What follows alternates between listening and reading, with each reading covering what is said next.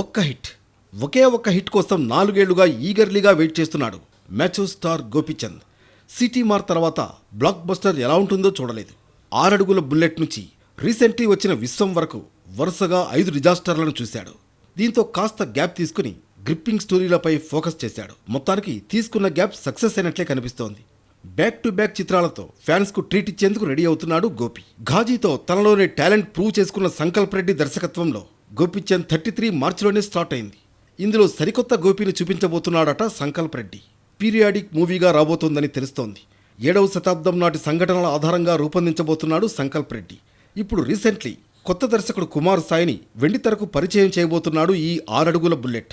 ఈ సినిమాతో మరో మలయాళ కుట్టి మీనాక్షి దినేష్ ఈ సినిమాతో టాలీవుడ్లోకి అడుగుపెట్టబోతోంది.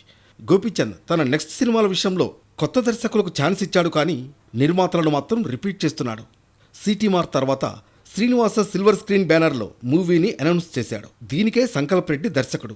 అలాగే రీసెంట్లీ లాంచ్ అయిన వెంచర్ను ఎస్వీసీసీ బ్యానర్ తెరకెక్కిస్తోంది. గతంలో ఇదే బ్యానర్ పై సాహసం చేశాడు మ్యాచ్యూర్ స్టార్. కలెక్షన్స్ ఎలా ఉన్నా గోపి కల్ట్ క్లాసిక్ చిత్రాల్లో ఒకటిగా నిలిచిపోయింది. ఇంచుమించు 12 ఏళ్ల తర్వాత హీరో బ్యానర్ జోడీ రిపీట్ అవుతోంది. తెలుగులో విరూపాక్ష తర్వాత హిట్ చూడని ప్రొడక్షన్ హౌస్ గోపీచంద్ మూవీతో కంబ్యాక్ ఇవ్వాలని ట్రై చేస్తోంది. ఫ్లాపుల్లో ఉన్న మ్యాచ్యూర్ స్టార్ కూడా సాలిడ్ హిట్ కోసం ఈగర్లీ వెయిట్ చేస్తున్నాడు. తనను నమ్మి వచ్చిన నిర్మాతలకు ఎలాంటి రిజల్ట్ ఇస్తాడో చూడాలి.